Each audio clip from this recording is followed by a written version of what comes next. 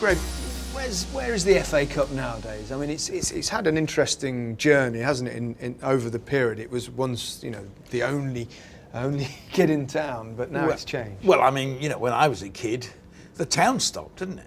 I mean, nobody was. It was the only live football of the season. Everybody stayed in to watch the FA Cup. Shops were empty and everything. That's obviously never going to come back because there's so much live football. But I think it's going through a pretty good time now. I think it did decline in importance, and I think it's now coming back. I think it's going through a good time. I think it's been helped by having a couple of good cup finals. It helped that Wigan won. It helped that Hull scored twice before Arsenal got into the game because that made them good cup finals. But I think going back on the BBC has helped. Why do you think it waned or the interest declined for a period?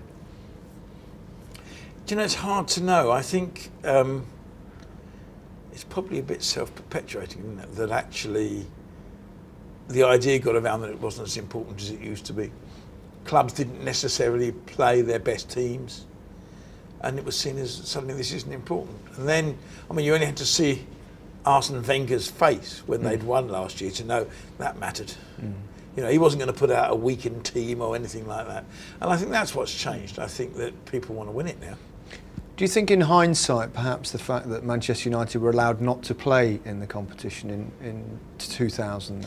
I think that was a big mistake. When you look back, I think that was a big mistake because if you say to your best side, as they were at the time... They were the holders. Yeah, they're the holders. You don't have to play for other political reasons.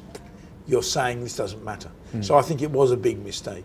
And it's taken a while to bring that back, that interest back. But, this season in particular, we've seen, massive cup shocks and live football all over. Well, Bradford winning at Chelsea is still probably the biggest game of the season, isn't it, really, if you think about it? It was amazing. Yeah. Who could have believed that would happen? Why do you think that happens in this country? I've talked to one or two people doing this now, and people like Jose Mourinho has been all around the world playing in different cup competitions, and he said it's unique. He said this kind of upset doesn't happen in other countries. Well, I think English football is different because of, first of all, in the Premier League, the money gets spread pretty evenly, unlike in Spain, where it all goes to 3 or 4 clubs and the rest of it gets forgotten. So first of all, you've got quite a strong Premier League. And if you're, I was chairman of Brentford when we drew at home with Chelsea, and with 20 minutes to go, we were 1-0 up. Now, it was wonderful. In fact, one of my first games as chairman of Brentford was when we beat Sunderland in the FA Cup. We knocked Sunderland out of the FA Cup. And a mutual friend of ours sent me a note. It just said, resign now. It's never going to get any better. It doesn't get better than this. And that's right. Yeah. If you are a small club, knocking someone out of the FA Cup is such a big thing. You only have to look at the semi-finals here. I think about a third of the population of Reading turned up here. They sold all their seats. It's amazing. Where do you stand on the criticisms directed towards the FA in terms of the fact that so few games in third round, fourth round, every round are played on that traditional Saturday afternoon at 3 o'clock? Well, in the end, it's to get the money, you have to. It's the television companies that call the tune, and I've spent many years in television, and I used to call the tune. I think one accepts that now, that if you want to make money and get big money out of these tournaments, then you've got to move some games around. I think it's unfortunate sometimes when they clash with other games, that's difficult. But I think, the purists would still play the cup final at 3 o'clock on a Saturday, on the last Saturday of the season. This season, it is on the last Saturday, it is the last game of the season, but it will be at 5:15 or 5:30. That was a request. A, it was a request from the broadcasters, but B, I thought it was a better idea because actually you get a much bigger audience at 5:30 than you do at 3 o'clock. The one thing I think that's favourable about that particular is that if you get a day like today where it's beautiful and sunny, you've got half the pitch in sunshine, half the shade. Footballers hate it. It's terrible to watch. It's hopeless to watch on television. The downside, of course, and the negative is that they often said, like last year's final, fans trying to get home after the game. It's very difficult because no trains anymore. Is there something we can do about that? Well, we always try and do something about the trains, and it's quite difficult. But of course, most people come by coach, and there's loads. The coach is parked here. Well, I guess if there's no trains, they have to. Yes, but I mean, I think there's a sort of a myth sometimes about. I mean, trains are much more expensive than coaches. Most people come by coach. I mean, it interests me. People say, "Well, why do we hold the semi-finals at Wembley now?" But you look at the semi-finals this year, and they were packed. And for someone like Reading, getting to the semi-final was like having a final. And to come to Wembley. But at the same time, people will say that if you have a semi-final at Wembley, it diminishes a little bit about the fact of reaching the Wembley for the final itself. Takes away from it. Yeah, I don't buy that. I mean, the real thing is that there are traditionalists. I mean, and they're about of an age. And if you're a certain age, you remember things as they were. For my kids, this is what it's always been. They don't even understand the demand that it should be played at 3 o'clock on a Saturday afternoon. It's not part of their lives. Yeah, and the semi-final thing, playing all the games at Wembley, that's a financial thing though, isn't it? For the FA, it brings in so much more money. It's financial for the Wembley. It's good for the clubs, but I think it's good for the supporters because it's an event for them.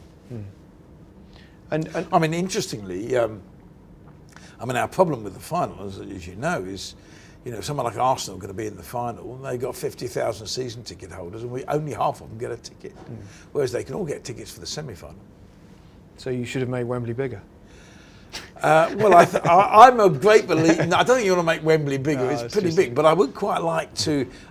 I do think the FA. We should look again at how the tickets get distributed. I've thought this ever since I got here, but I've so far failed to change it. How would you like to change it? Get more fans at the game rather than too many? You can never meet the Arsenal 50,000 season ticket holders, but you could meet 30,000 rather than 25. Yeah. How can you change that? You're in charge. You should be able to change it. No, being in charge doesn't necessarily mean you can change the it. FA, no. I've tried and I'll try again. Yeah.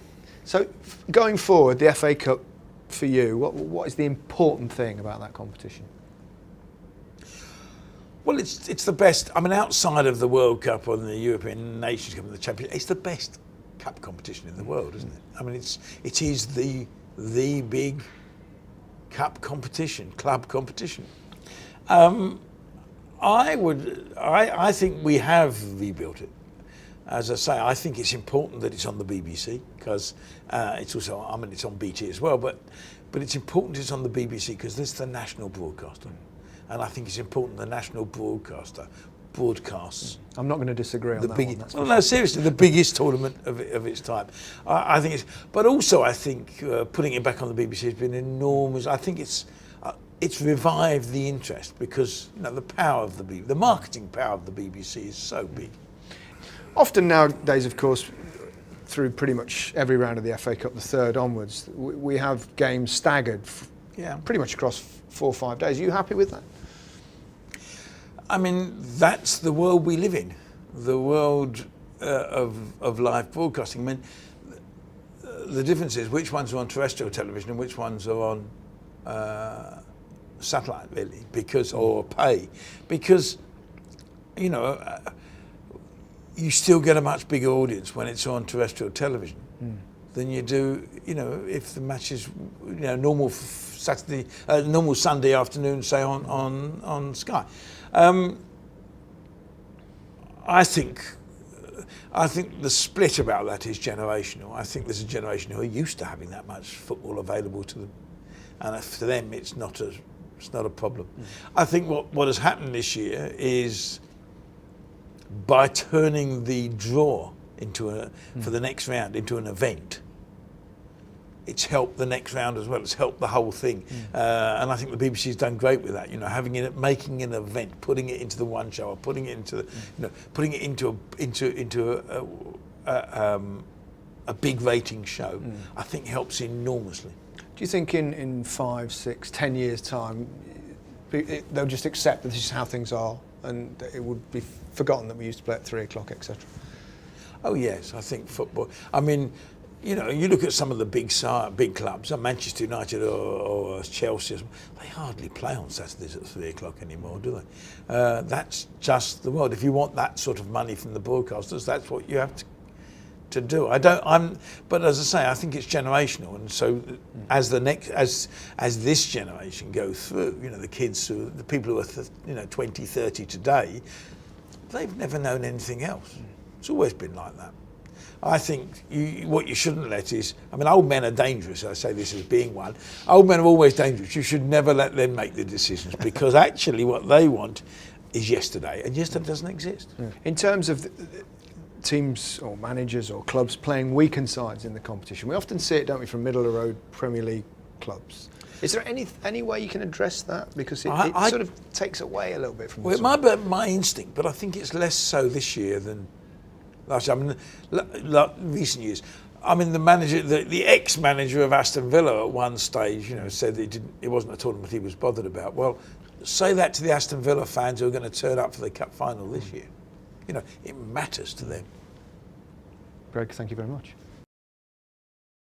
When I came here, the first thing I was determined to, and I came here just at the right time because the television contracts were up, and I was determined, if I could do it, to get the FA Cup back on the BBC. Now, people will say that's because I used to run the BBC, but it wasn't. It was because I knew how much extra exposure you would get if you were on the BBC.